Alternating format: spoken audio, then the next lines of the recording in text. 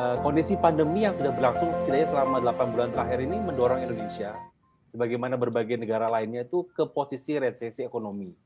Selama 2 kuartal terakhir, negara kita mencatatkan nilai pertumbuhan ekonomi yang minus. Meskipun demikian, hal ini tidak membuat para penggiat startup, khususnya fintech, berdiam diri. Pandemi justru malah mendorong akselerasi digital yang lebih cepat lagi. Inovasi terus dilakukan oleh para pemain industri. Nah, menurut para pemain industri ini, sebenarnya resesi ekonomi itu sesuatu tantangan atau malah sebuah kesempatan ya? Bagaimana sih sebenarnya kondisi perkembangan industri fintech secara umum di Indonesia sebenarnya saat ini? Karena kita ketahui bahwa sejak tahun 2016 ini perkembangan fintech bisa dibilang cukup luar biasa, dan sampai 2020 ini mungkin kebiasaan orang-orang Indonesia sudah sangat familiar dengan fintech sendiri, baik di sektor pembayaran maupun di pembiayaan. Two things I want to say here. Number one is, what does the customer get in return in terms of rewards? And number two, also, after they have purchased, the confirmation it's successful. I think that would really, really help. And finally would be immediate liquidity. So how can we basically provide liquidity to all our consumers when they need them? I think this is where it's important for us to continuously grow our fintech industry in Indonesia, because there's a lot of work to do despite the successes that we have achieved so far. Baik, kalau untuk perkembangan industri fintech sendiri di Indonesia, seperti yang Pak Amir sudah katakan tadi dan Pak Jaigan juga sudah jelaskan, memang benar industri fintech di Indonesia telah tumbuh sangat pesat sekali sejak tahun 2016. Ketika itu OJK mengeluarkan aturan POJK 77, itu pertama kalinya untuk fintech peer-to-peer lending di awal. Nah, setelah fintech peer-to-peer lending ada aturannya, lalu terbit regulasi yang selanjutnya, itu terkait IKD, Inovasi Keuangan Digital, dan juga aturan dari Bank Indonesia untuk fintech payment. Nah, semenjak itu perkembangan fintech di Indonesia tumbuh sangat pesat sekali, bisa dibilang eksponensial pertumbuhannya. Terus fintech payment, melakukan pembayaran sekarang sudah bisa cashless. Apalagi ketika pandemi ini, kita kan nggak mau memegang uang kertas karena takutnya bisa terjadi transmisi virus. Jadi itu sangat membantu perkembangan fintech yang ada di Indonesia saat ini, selain regulasi dan juga kemudahan untuk menggunakan fintech ini sendiri. Dan juga inovasi dari fintech ini sangat-sangat membantu pada masyarakat Indonesia, sehingga banyak masyarakat yang tadinya tidak menggunakan layanan fintech jadi menggunakan layanan fintech karena inovasinya tersebut sangat sesuai dengan kondisi dan keadaan yang kita hadapi saat ini, begitu. Untuk perkembangannya sendiri di industri fintech ini kenapa bisa tumbuh? Tadi selain regulasi juga ada sarana atau ekosistem pendukungnya yang juga turut tumbuh, seperti untuk verifikator atau eKYC, sehingga kalau misalnya di OVO ataupun di fintech peer-to-peer lending, kalau kita ingin memverifikasi apakah pengguna tersebut, si user tersebut benar orang yang asli atau pengguna yang benar, atau mungkin ini bisa saja fiktif untuk meminimalisir fraud. Nah, itu ekosistem pendukung pun juga sudah berkembang, sehingga fintech di Indonesia tumbuhnya juga saling beriringan dengan ekosistem tersebut. Selain verifikator, tadi juga ada eKYC, ada juga biro kredit, begitu, dan pendukung ekosistem lainnya. Indonesia dan juga banyak negara di dunia juga saat ini kan sedang mengalami pandemi ya, setidaknya dalam 8 bulan terakhir. Nah, sebenarnya kondisi seperti ini, apa sih dampak pandemi sendiri bagi, pertama, operasional dari perusahaan fintech sendiri, dan bagaimana dampaknya bagi inovasi fintech sendiri? Mungkin dari Mas Yumi dulu, Mas.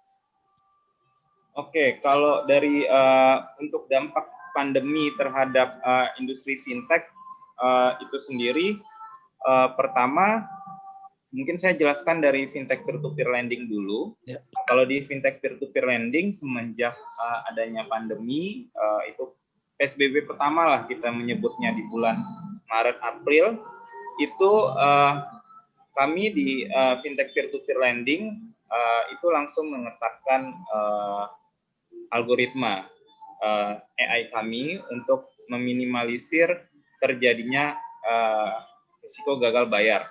Karena itu adalah risiko yang paling terbesar kalau di fintech peer-to-peer lending atau financial service industri seperti ini. Karena begitu kita memberikan pinjaman kepada masyarakat, kemungkinan ketika terjadi krisis atau mereka kehilangan pekerjaan, risiko mereka tidak dapat membayar kembali pinjamannya itu sangat tinggi. Itu yang pertama. Yang kedua, tantangannya lagi adalah setelah tadi kami meningkatkan mitigasi risiko tadi, tentunya efeknya adalah ke penyaluran kredit atau penyaluran pinjaman kepada user yang mau meminjam. Itu juga menurun drastis. Kami tidak mau mengambil risiko terlalu banyak dengan membuka seluas-luasnya pinjaman kepada siapapun. Jadi ketika pandemi terjadi di awal-awal itu kita coba meminimalisir dengan hanya memberikan pinjaman kepada existing customer saja. Begitu. Itu kalau dari fintech peer-to-peer lending, Pak Amir. Oke, untuk how I see it is two things, right? From a global level and also from an Indonesian level, I think all of us can agree that globally, everyone basically changed their behavior, like pretty much similar to Indonesia as well. We do see that transactions have. We do see that in OVO as well. Mhm. For example, we do see there's a significant drop, especially during PSBB. There's a significant drop in our Grab transport transactions and also our offline merchant transaction. However, the consumers basically spend on Tokopedia more and also GrabFood more because of the change of behavior. We basically relook at all our cost items. For example, there are certain partnerships with malls, for example, that we don't think would be relevant during pandemic. Number two is we renegotiated all our rates with the banks. We also renegotiated the rates with our vendors to ensure that we have a longer runway to survive this pandemic. So I think all in all, if you look at it in totality, we look at the things positively and see how it can impact our consumers better. How can we serve our consumers better? And also how can we serve our internal employees better through better processes, better cost management, and also allowing us to go through this pandemic even more stronger. Dengan kondisi yang sekarang ya, ada resesi selama 2 kuartal berturut-turut, ada pertumbuhan yang minus untuk ekonomi Indonesia, sebenarnya dari sisi bisnis sendiri buat OVO dan buat Asetku sendiri ada dampak yang signifikan nggak? Dalam artian mungkin ada tadi ngomong soal digital, ada shifting terhadap behavior dan sebagainya, tapi secara bisnis sendiri seberapa burukkah dampak pandemi terhadap bisnis? Oh, dari OVO, for us, during the pandemic, we do see shift in behavior where consumers spend in offline. Now they're going on Tokopedia. Number two is they basically don't go out in restaurants. They basically order from GrabFood. That is something that we see. Number two is they are more promo centric. They are more cost centric. They only would purchase. They don't simply buy. They basically do calculative buying, where I only need, then I buy, versus what I want, I buy. Number three is also we are really, really appreciative to the government, where OVO is the biggest market share in terms of Kartu Prakerja dispersal. Oke, berarti sebenarnya dari walaupun 2 kuartal berturut-turut ini sebenarnya ada penurunan, sebenarnya sudah ada melihat trajectory positifnya dari sisi OVO. Positifnya, and number dua, as I mentioned tadi, the cost cutting exercise that we did in March, now we are realizing all the benefits in starting from July onwards. Alright. Mas Jimmy, silakan. Kalau di Asetku sendiri, sejak pandemi ini sendiri, itu Asetku sudah coba memitigasi tadi ya, seperti yang saya sudah jelaskan, efeknya memang sama di mana-mana seluruh industri, baik di OVO, di payment maupun di peer-to-peer lending, kita semua pada mengalami penurunan. Jadi kami coba mencoba mencari cara lain agar tetap bisa survive. Tadi seperti Pak Jaigan jelaskan, melakukan efisiensi untuk cost cutting, itu kita juga lakukan, tapi tidak untuk mengurangi tenaga kerja, tapi mungkin lebih ke biaya-biaya operasional lainnya terkait IT. Kita coba bikin lebih efisien lagi. Terus yang kedua, selama pandemi ini kita juga melakukan seperti yang diminta oleh OJK, jika terjadi gagal bayar atau mungkin sebelum terjadi yang gagal bayar, itu kita ada untuk fasilitas restructure. Jadi user borrower tadi yang tidak dapat melakukan pembayaran tepat waktu, mereka bisa melakukan restructure, tapi itu harus sesuai dengan ketentuan, mungkin karena mereka kena pandemi, dampak dari pandemi, kehilangan pekerjaan. Tapi kalau syarat penyebabnya di luar itu, mungkin restructure tidak bisa diberikan. Terus kita juga melihat behavior seperti tadi yang Pak Jaigan lihat di OVO, di Tokopedia, di GrabFood, mereka pada melakukan banyak yang online. Di fintech peer-to-peer lending pun juga sama. Kalau kita lihat dari sisi user di sisi lender, itu juga terjadi peningkatan yang cukup signifikan. Jumlah orang yang memberikan pinjaman itu naik tajam ketimbang jumlah orang yang mau meminjam, karena kita juga melakukan untuk orang-orang yang bisa meminjam. Jadi di sisi pemberi pinjaman itu naiknya sangat signifikan. Itu terjadi karena mungkin pola shifting juga dari pihak-pihak user di sisi lender, karena mereka selama pandemi itu kita bisa melihat IHSG pada turun, semua pada banyak yang turun, mereka mungkin banyak yang shock juga. Ada juga orang yang menganggap itu opportunity. Nah, di sisi lender kita itu naik cukup signifikan. Bisa terlihat dari produk-produk kita yang ada di aplikasi Asetku, itu saat ini dalam waktu yang untuk tenor-tenor pendek, itu dalam waktu 1 menit sudah banyak yang habis, terdanai begitu pinjamannya. Itu hanya dalam waktu 1 menit begitu. Jadi demand dari sisi lender sangat tinggi. Lalu untuk demand dari borrower sebenarnya juga naik.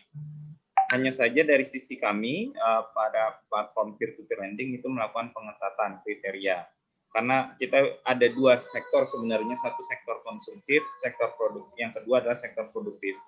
Untuk sektor produktif itu mungkin sangat terdampak ya, karena banyak perusahaan UMKM yang kena dampaknya, mereka tidak bisa beroperasi, tokonya harus tutup, nggak bisa jualan, nah sehingga pinjamannya jadi macet.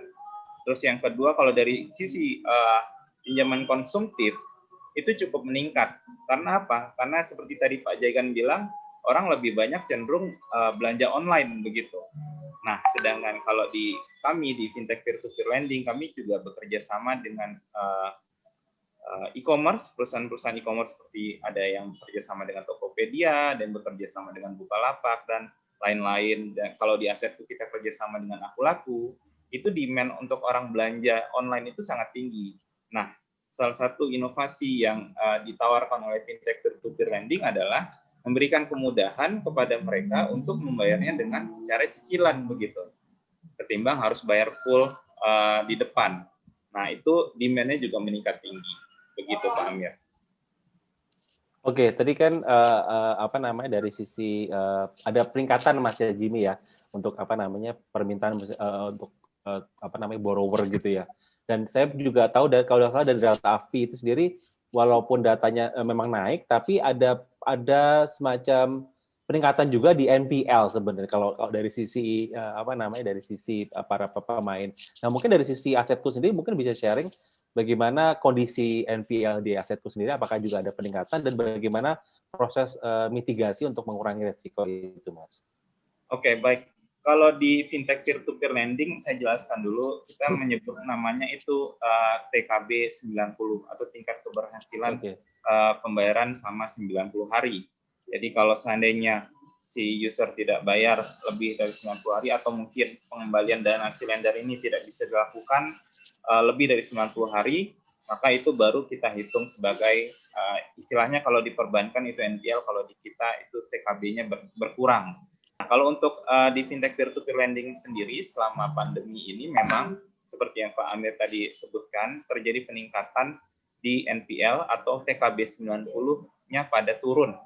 Ya, untuk di bulan berdasarkan data di bulan September 2020 ini itu terjadi penurunan TKB 90 kita itu di angka 91,73%. Jadi kalau ditranslate jadi NPL itu di angka 8,27% NPL-nya. Itu naik cukup signifikan ketimbang dulu ketika sebelum pandemi itu di angka 1%-an sampai 2%-an.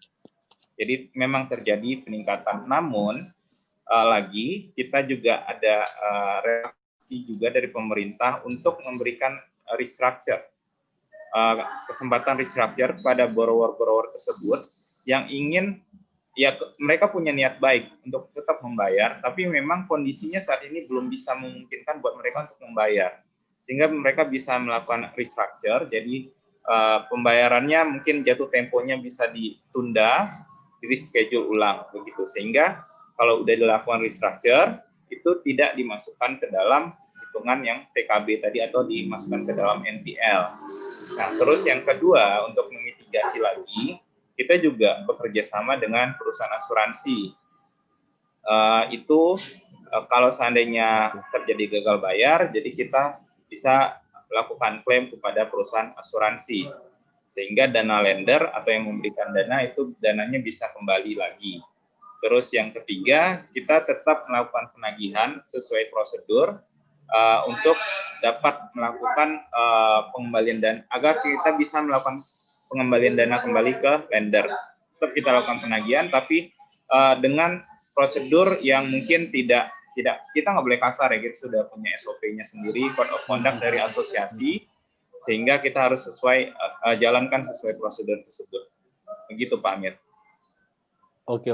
Jadi berarti sebenarnya kalau dari sisi lender juga tetap lebih aman Mas ya, dalam arti untuk berinvestasi di peer-to-peer lending seperti Pasetku, ada jaminan bahwa minimal dananya nggak nyangkut gitu ya Mas ya? Iya betul, kita sudah melakukan mitigasi risiko juga sebelum memberikan pinjaman, dan setelah memberikan pinjaman kita melakukan beberapa hal tadi, penagihan, ada restructure, ada juga asuransi begitu. Oke, tapi apakah dalam prosedur selama pandemi ada pengetatan prasyarat untuk meminjam, Mas? Iya betul Pak, betul. Kita juga melakukan pengetatan begitu. Tadi Mas Jimmy menyebutkan soal peranan pemerintah yang membantu tadi restructuring utang-utang gitu ya, pembiayaan. Mungkin dari sisi pemain fintech sendiri, bagaimana sih peranan pemerintah saat ini untuk mendukung perkembangan fintech khususnya di masa pandemi, Mas? Baik, kalau untuk peranan pemerintah sendiri terhadap fintech itu melalui regulasi pertama. Itu ada relaksasi kemarin karena di aturan kami kalau di fintech peer-to-peer lending kita ada deadline juga untuk menyalurkan pinjaman ke sektor produktif. Jadi kita ada relaksasi di sana, terus kita juga ada restrukturisasi, diperbolehkan untuk melakukan restrukturisasi pinjaman jika ada user yang telat membayar. Terus juga kalau dari pemerintah selain regulasi juga kita punya pemerintah pusat, jadi ekonomi ditopang juga dari sisi fiskal dan juga moneter. Kalau dari sisi fiskal kita bisa melihat sendiri banyak pemerintah memberikan program seperti program PEN untuk membantu peningkatan ekonomi nasional kembali.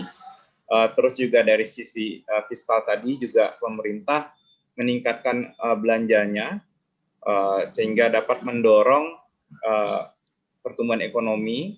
Yang ketiga, pemerintah melalui fiskal juga memberikan stimulus seperti memberikan dana 600.000 per bulan kepada masyarakat yang kehilangan pekerjaan atau mereka yang membutuhkan saat ini yang kondisi ekonominya bisa dibilang di bawah rata-rata.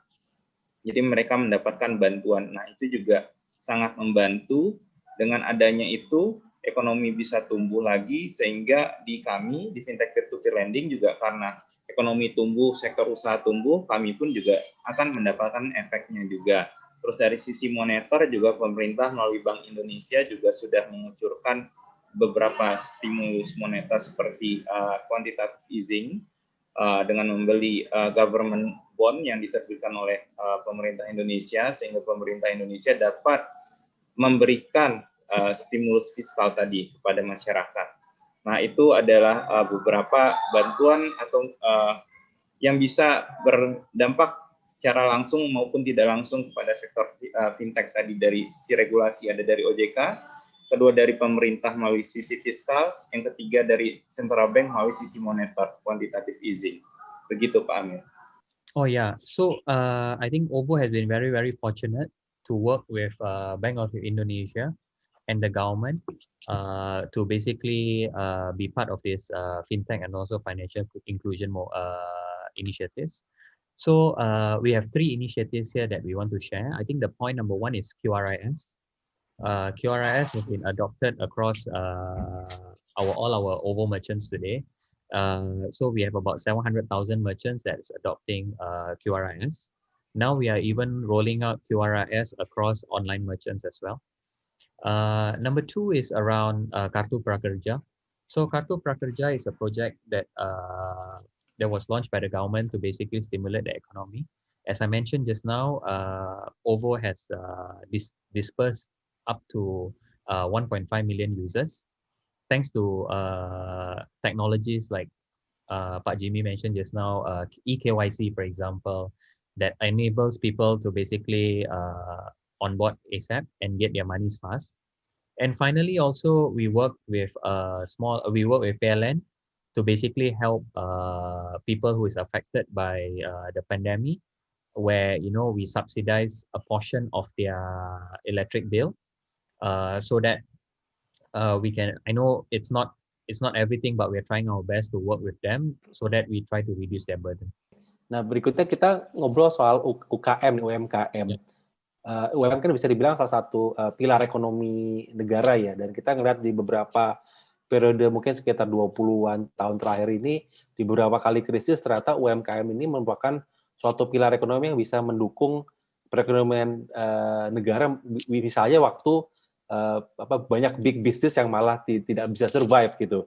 Nah, bagaimana OVO dan Asetku, Mas Jimmy dan Jaikan melihat bagaimana UMKM ini survive di masa pandemi, dan mungkin dari sisi pemain industri sendiri memiliki insentif seperti apa sih untuk mendukung UMKM? OVO has done is pretty much acquiring UMKM across Indonesia, where we basically work with favorite pasars, food streets, pujaseras, to basically help these merchants, especially in the early days. Now, during pandemic, there's a lot of challenges because offices close, especially during PSBB 1. Most of our partners are being affected. On top of that, also we provide some financing through OVO Modal Usaha to address some of the financial needs for our merchants. And as we continuously go through, we learn and we improve across the process. This is where, based on my principles just now, how can we have mass distribution? I think this is something that we are learning, reiterating to enable us to go mass distribution while maintaining the balance, not getting high NPL. So I think this is where we are working closely to basically improve as we go along. Ya, kalau dari sisi Asetku sendiri untuk membantu UMKM, seperti tadi kalau dari Pak Jaigan mungkin ngebantunya dari OVO itu dengan dari offline ke online. Banyak pujasera atau mungkin food court mereka sudah sekarang menggunakan QR code yang sudah ada di tempel ditaruh di meja mereka. Kalau dari fintech peer-to-peer lending, kita membantu UMKM dengan cara memberikan pinjaman. untuk modal kerja kepada mereka. Itu beberapa fintech ada yang bergerak di sektor produktif, mereka memberikan pinjaman kepada UMKM, ada invoice financing. Kalau dari kita sendiri dari Asetku, kita memberikan pinjaman kepada merchant-merchant yang sudah berjualan di e-commerce yang bekerja sama dengan kita. Salah satunya seperti Akulaku. Jadi kalau seandainya di situ ada merchant yang jualan, mereka butuh dana untuk membeli bahan untuk barang jualannya, mereka bisa pinjam di Asetku, begitu.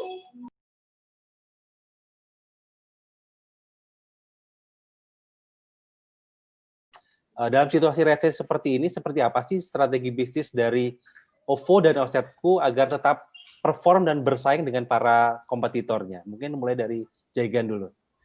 So how we break it down is on two parts. Number one is what's in front of us, and number two is how can we ride on the consumer behaviors trend. So let me share the easiest one first. The easiest one first would be what is in front of us. So it's all about optimization. How can we optimize costs? How can we basically stretch the dollar? How can we basically be more prudent in how we spend? Finding better vendors. All in all is basically to improve the cost function of our P&L.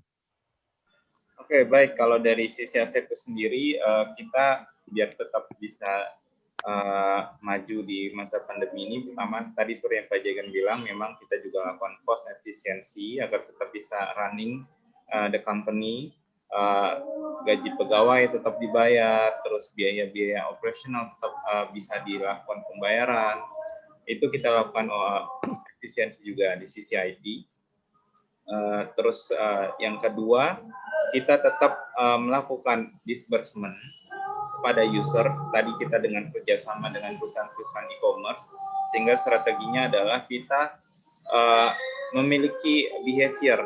Kita bisa menilai behavior customer tersebut dengan adanya existing user kita ini yang banyak, mereka pengguna e-commerce, jadi kita bisa tetap melakukan penyaluran pinjaman pada user-user yang mereka melakukan pinjaman berulang atau mereka sering belanja online begitu. Nah, itu adalah salah satu strategi kami agar tetap bisa meningkatkan volume disbursement kami. Saat ini seperti yang bisa dilihat di website Asetku, kita per bulannya sudah bisa mencapai lebih dari 1 triliun rupiah, 1,5 triliun rupiah per bulan, sehingga untuk penyaluran kami tetap bisa berjalan dengan lancar. Terus dari sisi lender juga tadi seperti yang saya jelaskan, karena kita memang jumlah peminjamnya banyak, sehingga user dari sisi lender pun juga sangat nyaman menggunakan Asetku. Ketika mereka mau pendanaan, jumlah permintaannya ada banyak, terus tenornya juga bervariasi, dan seperti tadi juga dijelaskan sebelumnya oleh Pak Jaigan, kita sistemnya juga one click, jadi cukup simple penggunaan aplikasinya, sehingga user interface-nya ini sangat user friendly, jadi orang bisa menggunakan Asetku tanpa harus membaca buku panduan manual yang cukup panjang begitu. Cukup melihat aplikasinya sudah tahu gimana cara melakukannya begitu. Oke. Nah, tapi tadi kan kita sudah bagaimana Indonesia itu sebenarnya unik ya, dalam mungkin kasus-kasus fintech itu mungkin nggak bakal ditemuin di negara-negara lain. Tapi kalau misalnya kita harus berkaca pada aplikasi pengembangan industri fintech sendiri, terutama di masa resesi, mungkin kita look up-nya seharusnya seperti apa ya, ke siapa, ke negara mana yang mungkin jadi kita lihat bahwa ini bisa jadi role model buat mungkin dari sisi payment maupun dari sisi lending yang bisa jadi acuan kita gitu. Mungkin dari Jaigan sendiri gimana? So I think to be very honest with you, right? Like when I look at from a payments angle, especially during recession, right? The thinking here is not about trying to be China or trying to be India or trying to be Europe. I think what we are trying to learn here is that because every country has a different trigger for for their growth. So the point I'm trying to make is our model here is not about follow which country, but we learn how behaviors is being changed. Ya kalau dari pandangan kami itu untuk melihat negara mana, mungkin seperti tadi Pak Jagan bilang juga, kita nggak China-centric, India atau US-centric, tapi kita belajar dari masing-masing negara tadi. Kita pelajari mana bisnis model yang kira-kira cocok di Indonesia, karena kita melihat juga baik di China, di India ataupun di US, semua yang diterapkan itu ada plus minusnya. Jadi kita coba perhatikan apa saja yang bisa kita ambil lesson learn-nya dari sana, lalu kita terapkan di Indonesia, dengan juga melihat bagaimana consumer behavior yang ada di Indonesia ini. Apakah produk tersebut cocok untuk di launching di Indonesia. Terus yang kedua, selain consumer behavior-nya di Indonesia, kita juga harus melihat regulasinya yang ada di Indonesia. Oke, menarik sekali Mas. Nah, ini mungkin pertanyaan terakhir ya sebelum kita menutup event ini. Mungkin kita tahu bahwa topik kita ini adalah soal fintech menghadapi resesi ini seperti tantangan atau malah opportunity nih, malah kesempatan. Nah, mungkin mulai dari Jagan dulu. So for us, I think it's like a reality check for me. From the opportunity I see is like I mentioned just now, right? Like if there's no reality check of this pandemic, right, we will continue spending like how we are spending. We wouldn't be looking at the consumer even harder. We wouldn't be pushing for rigorous methodologies to basically come up with new products, new features for different segment of customers. We won't ask hard questions, you know. Like now, whatever we do, we really ask very hard questions so that our teams, because you know, like there's only limited amount of resource, engineering, product. So we need to really think hard before we commit, because this has implications, good or bad implications to our future. Okay. So yeah, that's how we see it. Oke, Mas Jimmy silakan. Ya baik, terima kasih Pak Amir. Kalau dari judulnya tadi kan judulnya adalah Indonesian Fintech Facing Recession, Brutal Challenge atau Great Opportunity. Yes. Kalau jawabannya mungkin saya bisa bilang ini challenge dan juga great opportunity, tapi bukan brutal challenge ya. Oke. Gitu. Kalau dari great opportunity, kenapa saya bisa bilang ini great opportunity? Jadi opportunity ini nggak cuma sekedar ngelihat ekonomi aja ya, tapi opportunity itu luas definisinya. Bisa kalau saya melihatnya itu opportunity untuk belajar, lesson learn di sini yang kita bisa dapatkan. Karena seperti kita ketahui, kita banyak mengalami krisis sebelum-sebelumnya, nggak cuma Indonesia, kayak krisis tahun 2008, krisis di United States, itu karena faktor ada perusahaan keuangan yang besar yang kolaps, sehingga efeknya kemana-mana. Penyebabnya apa, kita jadi belajar. Bisa karena itu moral hazard, bisa karena itu dari aset back sekuritasnya. Dan juga ketika krisis Asia di tahun 98, kita juga belajar, oh ternyata jangan punya hutang, karena waktu itu Indonesia karena punya hutang luar negeri yang cukup tinggi, sehingga currency-nya drop cukup signifikan, dan juga faktor politik juga. Jadi banyak hal yang kita bisa pelajari ketika terjadi krisis pandemi ini. Jadi kalau next time kita menghadapi hal yang sama lagi, kita sudah belajar, kita sudah tahu, oh ini harus begini.